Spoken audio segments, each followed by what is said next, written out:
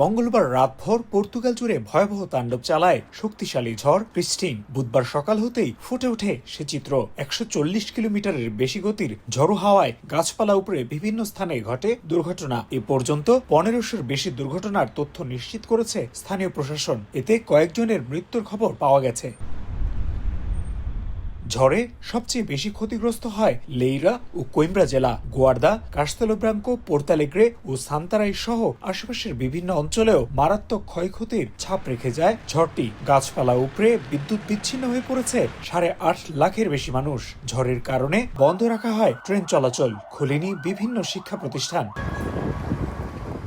বুধবার ঝড়টি স্পেনের দিকে অগ্রসর হলেও পর্তুগালে অব্যাহত ছিল বৃষ্টিপাত। সন্ধ্যায় কাজ সেরে ঘরে ফিরতে গিয়ে চরম বিপাকে পড়েন সাধারণ মানুষ। এছাড়া দৈনন্দিন কাজে গিয়েও দুর্ভোগে পড়েন বিভিন্ন পেশাজীবীরা। একের পর এক ঝড়ে বিপর্যস্ত পর্তুগালের জনজীবন।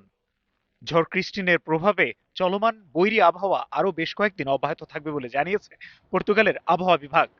তাই যে কোনো অনাকাঙ্ক্ষিত পরিস্থিতি বা দুর্ঘটনা এড়াতে সবাইকে সতর্কতার সাথে চলাচল করতে বলেছে তারা।